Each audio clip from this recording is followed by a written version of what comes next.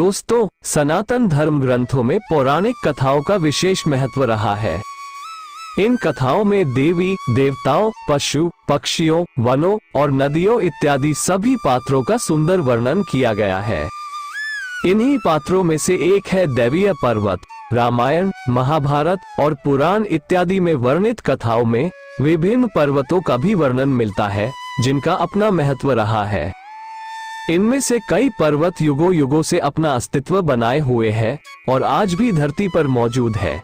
यहाँ हम दुनिया के सबसे ऊंचे पर्वतों की बात नहीं कर रहे हैं, हम बात कर रहे हैं धार्मिक दृष्टि से पवित्र कहे जाने वाले पर्वतों के बारे में। तो चलिए दोस्तों, जानते हैं उन पर्वतों के विषय में जिनका सनातन धर्म में विशेष महत्व है।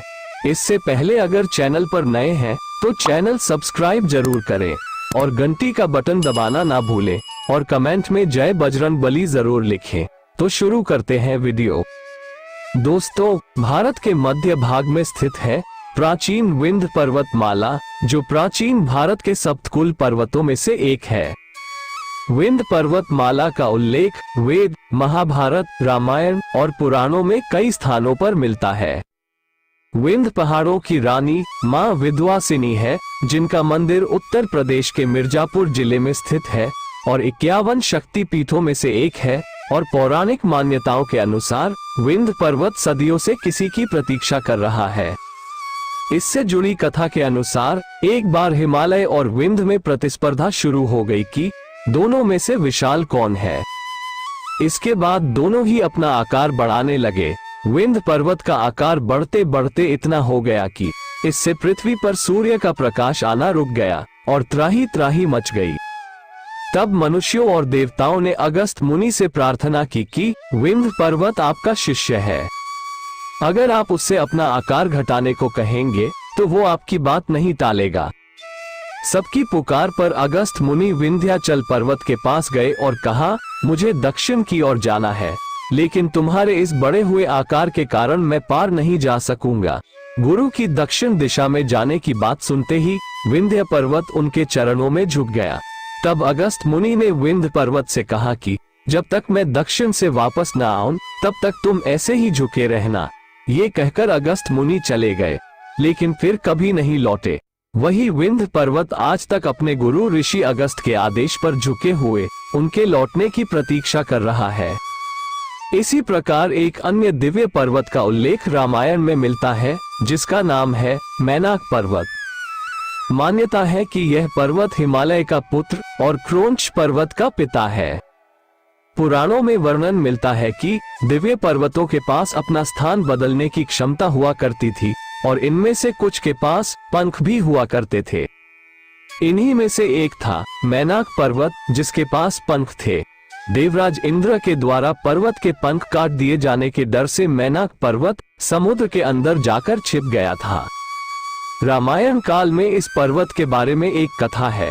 माता सीता की खोज में लंका जा रहे हनुमान जी को आकाश में बिना विश्राम किए जाते देखकर समुद्र ने सोचा, ये प्रभु श्री राम का कार्य पूरा करने के लिए जा रहे हैं, थोड़ी देर के लिए विश्राम करके इन्हें अपनी थकान दूर करनी चाहिए। इस पर समुद्र ने अपने जल के भीतर रहने वाले मैनाक पर्वत से कहा, मैनाक, तुम थोड़ी देर के लिए ऊपर उठकर अपनी चोटी पर हनुमान को बिठाकर उनकी थकान को दूर करो। समुद्र का आदेश पाकर मैनाक ने हनुमान जी से अपनी चोटी पर विश्राम करने के लिए निवेदन किया। इस पर हनुमान ने कहा, मैनाक, तुम्हारा कहना ठीक है, लेकिन भगवान श्री राम का कार्य पूरा किए बिना मेरे लिए विश्राम करने का कोई प्रश्न ही नहीं उठता। ऐसा कहकर उन्होंने मैनाक को हाथ से छूकर प्रणाम किया और आगे चल दिए। मैनाक पर्वत के बारे में ये भी कहा जाता है कि गंगा को पृथ्वी पर लाने के लिए भागीरथ ने मैनाक पर्वत पर ही तपस्या की थी। महाभारत के वन पर्व में भी मैनाक पर्वत का उल्लेख मिलता है। दोस्तों, देवी पर्वतों की बात हो और मंदार पर्वत का नाम न आए, ये तो असंभव है। 700 फीट ऊंचे काले ग्रेनाइट का बना हुआ मंदार या मंदराचल पर्वत का उल्लेख पौराणिक ग्रंथों में मिलता है। देवताओं और असुरों के बीच हुए प्रसिद्ध समुद्र मंथन के दौरान मंदार पर्वत को ही मथनी की तरह उपयोग किया गया था।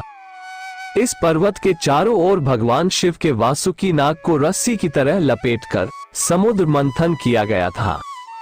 मंदार पर्वत को समुद्र में आधार देने के लिए ही भगवान विष्णु ने कूर्म यानी कछुए का अवतार लिया था। इस दौरान समुद्र से 14 रत्नों की प्राप्ति हुई थी। ये 14 रत्न है हलाहल विष, कामधेनु गाय, उच्चश्रवा घोड़ा, ऐरावत हाथी, कौस्तुभ मणि, कल्पवृक्ष, ब्रह्मा नाम की अपसरा, देवी लक्ष्मी, वारुणी नाम की मदिरा, चंद्रमा, पारिजात वृक्ष, पांचजन्य शंख, भगवान धन्वंतरी और अमृत। मंदार पर्वत की चट्टानों पर बनी सैकड़ों प्राचीन मूर्तियां, गुफाएं और मंदिर सनातन धर्म के प्राचीन गौरव के साक्षी। विभिन्न पुराणों और ग्रंथों में मंदार पर्वत का नाम कई बार आया है। स्कंद पुराण में तो मंदार महात्म्य नामक एक अलग अध्याय है और प्रसिद्ध वैष्णव संत चैतन्य महाप्रभु ने भी मंदार पर्वत की चर्चा की है। अगला पर्वत जिसका उल्लेख सनातन धर्म में ही नहीं बल्कि दुनिया के कई अन्य संप्रदायों और संस्कृति में भी मिलता है, वह है मेरु पर्वत। मेरु पर्वत को सुमेरु पर्वत भी कहा जाता है। पौराणिक ग्रंथों में सुमेरु पर्वत का जिक्र एक ऐसे पर्वत के तौर पर मिलता है जो सोने के समान चमकीले सुनहरे रंग का है।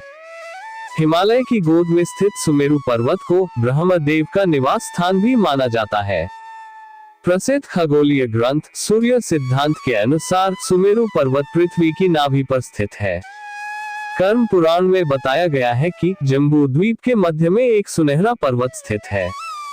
जम्बू द्वीप का अर्थ है आज का लगभग पूरा एशिया महाद्वीप। यहाँ तक कि दुनिया के सबसे अधिक मुस्लिम जनसंख्या वाले देश इंडोनेशिया में प्रचलित लोक कथाओं में भी मेरु पर्वत को दैवीय शक्तियों का निवास स्थान बताया गया है।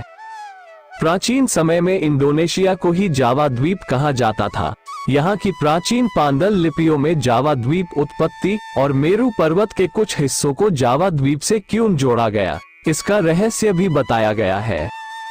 इनके अनुसार भगवान शिव ने विष्णु और ब्रह्मा को यह आदेश दिया था कि वो जावा द्वीप पर मनुष्यों को जन्म दे, क्योंकि कुछ समय जावा द्वीप हर समय समुद्र में तैरता रहता था, इसलिए ऐसे में वहां मानव जीवन सुरक्षित नहीं था। तब ब्रह्मा और विष्णु जी ने मेरु पर्वत के एक भाग को जम्बू द्वीप से ले जाकर उसे जावा द्वीप से जोड़ दिया था। केवल सनातन धर्म में ही नहीं, जैन और बौद्ध संप्रदायों में भी सुमेरु पर्वत को स्वर्ग की संज्ञा दी गई है।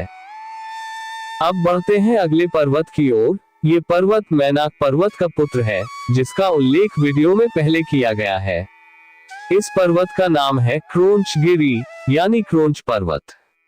वर्तमान समय में देवभूमि उत्तराखंड में स्थित यह क्रोंच पर्वत प्रसिद्ध है। भगवान शिव के पुत्र कार्तिकेय के मंदिर के लिए जहां कार्तिकेय को समर्पित कार्तिक स्वामी मंदिर स्थित है। मुख्य रूप से दक्षिण भारत में पूजे जाने वाले कार्तिकेय का यह एकमात्र ऐसा मंदिर है जो उत्तर भारत में स्थित है। एक कथा के अनुसार अपने माता पिता भगवान शिव और माता पार्वती से रुष्ट होकर कार्तिकेय क्रोंच पर्वत पर चले गए थे। भगवान कार्तिकेय की अस्थियां आज भी क्रोंच पर्वत पर बने मंदिर में मौजूद है, जिनकी पूजा करने लाखों भक्त हर साल कार्तिक स्वामी मंदिर आते हैं। दोस्तों, जैसा कि हम सब जानते हैं कि हनुमान जी को एक कल तक पृथ्वी पर जीवित रहने का वरदान मिला है। वह एकमात्र ऐसे भगवान हैं जो आज भी सशरीर पृथ्वी पर वास करते हैं। पर आखिर हनुमान जी का निवास स्थान कहाँ है, वे वर्तमान में कहाँ रहते हैं, ये प्रश्न हमें ले जाता है अगले पर्वत की ओर, जिसका नाम है गंधमादन पर्वत। श्रीमद् भागवत पुराण के अनुसार हनुमान जी कलयुग में गंधमादन पर्वत पर रहते हैं। मान्यता है कि हिमालय के कैलाश पर्वत की उत्तरी दिशा में गंधमादन पर्वत स्थित है और आज ये क्षेत्र तिब्बत में आता है। महाभारत के अनुसार अज्ञातवास के समय पांडव भी गंधमादन पर्वत के पास पहुंचे थे। महाभारत में एक और प्रसंग आता है जब अज्ञातवास के दौरान भीम सहस्त्र दल कमल लेने के लिए गंधमादन पर्वत के वन में पहुंच गए थे और हनुमान जी एक वृद्ध वानर के रूप में वहां मौजूद थे। भीम उनकी पूंछ को मार्ग से हटाने के लिए कहते हैं तो हनुमान जी कहते हैं कि तुम स्वयं हटा लो, लेकिन भीम उनकी पूंछ नहीं हटा पाते, जिसके बाद हनुमान जी ने भीम के बलशाली होने का अहंकार चूर कर दिया था। पर्वतों की इस चर्चा में अगला पर्वत स्वयं भगवान श्री कृष्ण की लीलाओं का साक्षी रहा है। अब तक तो आप समझ ही गए होंगे कि यहाँ बात हो रही है गोवर्धन पर्वत की। ये दिव्य पर्वत वर्तमान समय में उत्तर प्रदेश के मथुरा जिले में आता है और इस पर्वत को साक्षात श्री कृष्ण का स्वरूप माना गया है। ये कथा तो सभी को ज्ञात है कि इंद्र के प्रकोप से हुई भयंकर वर्षा से गोकुल वासियों को बचाने के लिए श्री कृष्ण ने गोवर्धन को अपनी छोटी उंगली पर उठा लिया था। पर बहुत कम लोग ये जानते हैं कि इस घटना के पीछे हनुमान का भी हाथ था। दरअसल त्रेतायुग में जब भगवान राम ने अवतार लिया था, उस समय लंका पार करने के लिए जब वानर सेना समुद्र पर सेतु का निर्माण कर रही थी, तब सेतु निर्माण के लिए बहुत से पत्थरों की आवश्यकता हुई। हनुमान जी हिमालय पर गए और एक पर्वत वहां से उठाकर समुद्र की ओर चल पड़े। मार्ग में पता चला कि सेतु का निर्माण तो हो गया है, तो हनुमान जी ने पर्वत को वहीं जमीन पर रख दिया।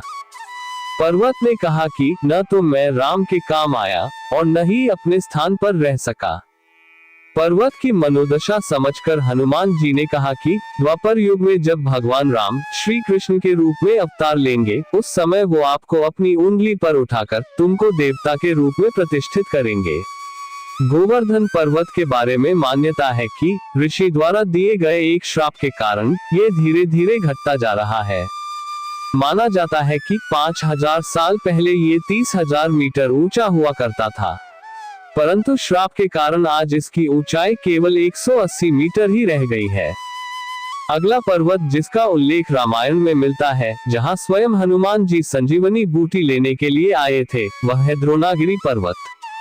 द्रोणागिरी पर्वत आज उत्तराखंड में स्थित है।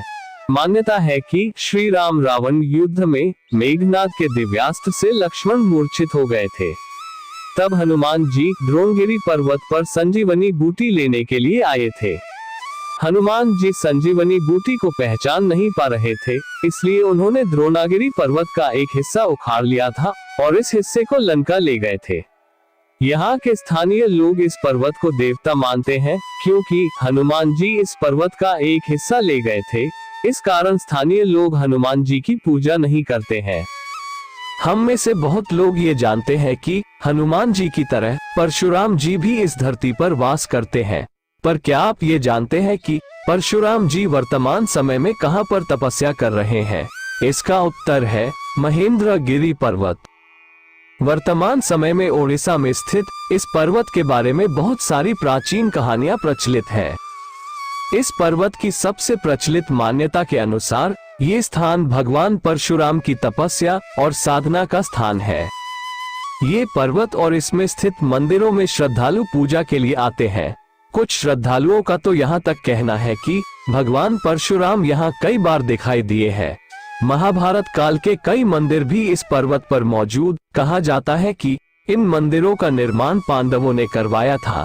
ये पर्वत अपनी प्राचीन और धार्मिक मान्यताओं के साथ साथ अपने मनोरम और प्राकृतिक दृश्यों के लिए भी प्रसिद्ध है, जहां बहती नदियां और मनोरम पर्वत यहां की सुंदरता को और भी बढ़ा देते हैं। चलिए अंत में बढ़ते हैं एक ऐसे पर्वत की ओर जिस पर स्वयं देवादि देव महादेव भगवान शिव का निवास है। उत्तर हम सब जानते ही हैं, ये दिव्य पर्वत है कैलाश पर्वत। हिमालय की गोद में बसा ये पर्वत कैलाश मानसरोवर के नाम से भी जाना जाता है। वर्तमान समय में तिब्बत में स्थित ये पर्वत 1 करोड़ से 3 करोड़ साल पुराना है।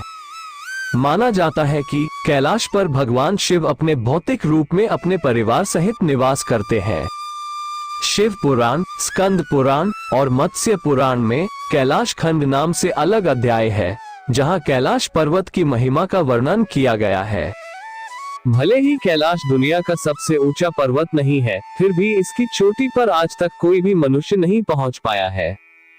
जिसने भी यहाँ चढ़ने की कोशिश की, वो आधे रास्ते से ही वापस लौट आया। हालांकि 2001 के बाद से किसी के भी कैलाश पर चढ़ने पर प्रतिबंध लगा दिया गया है। कैलाश में कई ऐसे दिव्य रहस्य छुपे हुए हैं, जिनके बारे में शायद सामान्य मनुष्य कभी नहीं जान सकता। तो ये थे कुछ दिव्य पर्वत जिनका उल्लेख सनातन धर्म ग्रंथों में मिलता है और उनका अस्तित्व वर्तमान समय में भी है। अगर आप ऐसे ही किसी अन्य दिव्य पर्वत के बारे में जानते हैं तो कमेंट में अवश्य लिखें। दोस्तों, आज के वीडियो में बस इतना ही। वीडियो अच्छी लगी तो इसे लाइक करें और अपने दोस्तों के साथ शेयर करें और चैनल ज्ञान गंगा हिंदी को सब्सक्राइब करना ना भूलें। कमेंट में हर हर महादेव जरूर लिखें। धन्यवाद।